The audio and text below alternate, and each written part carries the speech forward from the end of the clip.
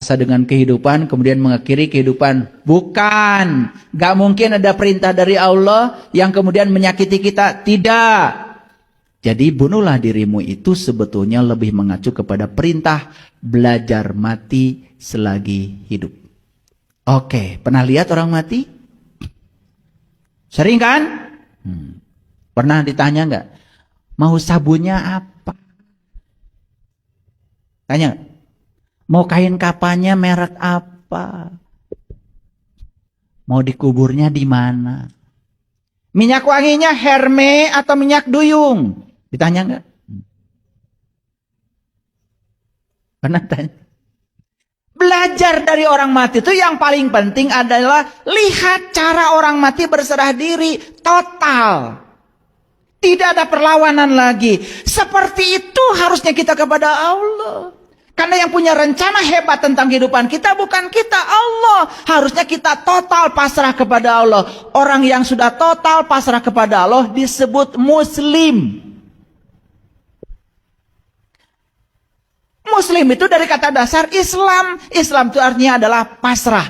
Jadi muslim adalah orang yang sudah total pasrah kepada Allah, persis seperti orang mati. Makanya ya ayyuhalladzina amanu taqullaha haqqa tuqatih la tamutunna illa wa antum muslimun.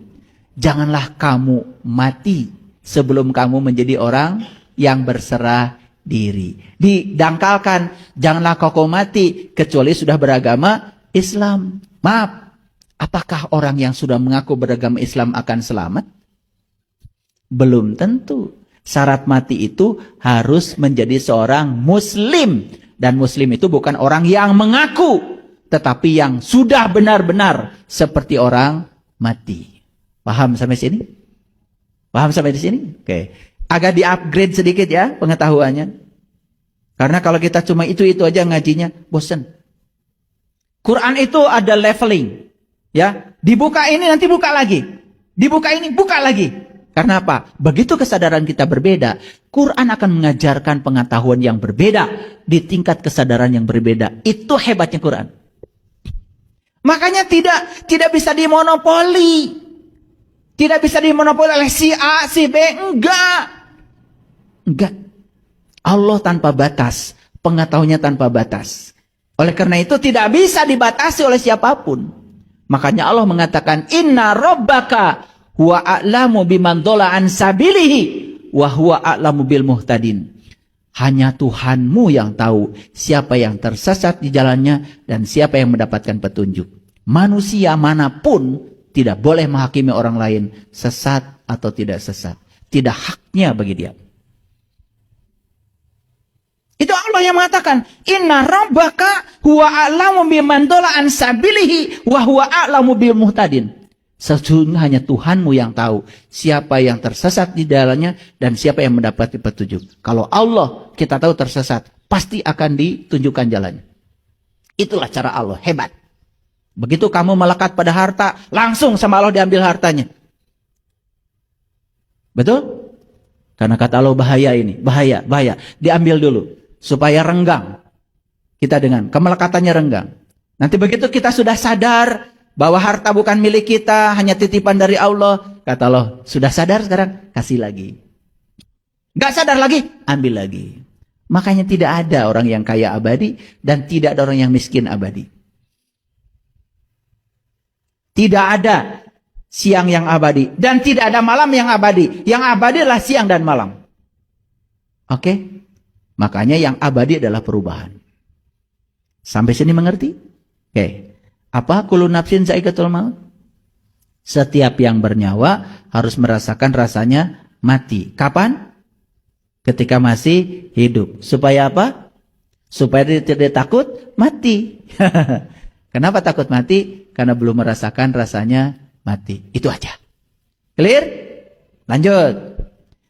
Kami akan menguji kamu dengan keburukan dan kebaikan sebagai cobaan. Dan hanya kepada kamilah kamu akan dikembalikan. Lihat saya semuanya.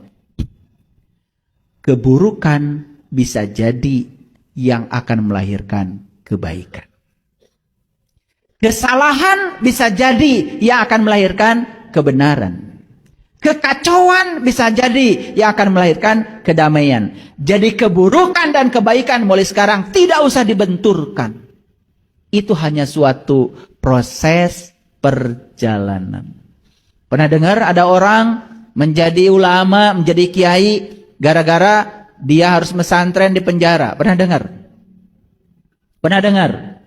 Jadi apa kabar? Tidak usah dijustifikasi.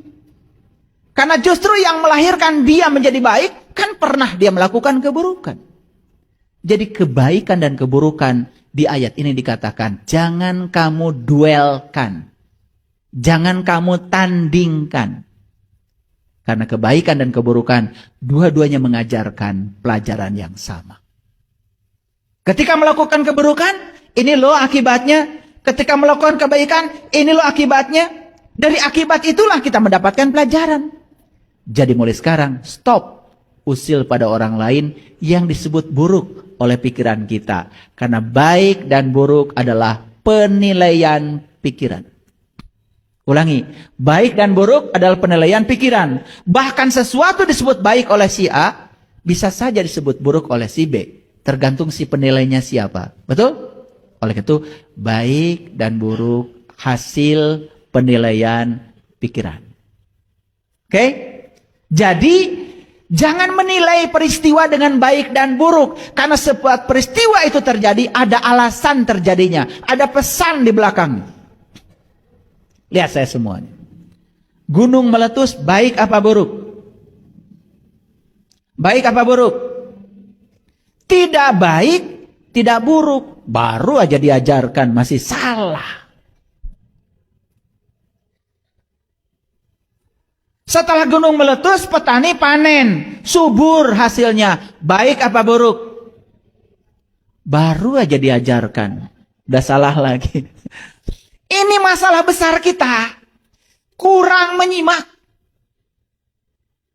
Tapi ingin disebut katanya sudah memulai kehidupan. Ini hidupnya belum mulai nih. Orang masih terjebak baik buruk, benar salah, belum mulai kehidupan.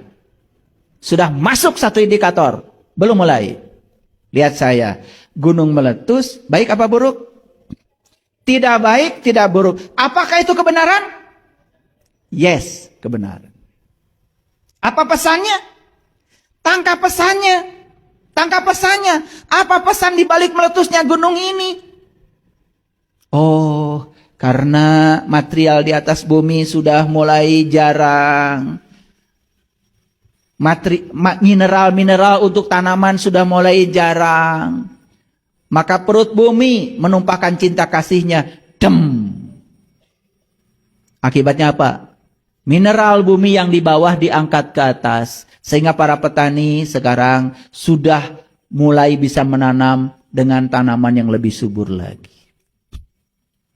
Ketika petani, itu panennya luar biasa. Hasilnya banyak akibat letusan Gunung Merapi. Baik apa buruk?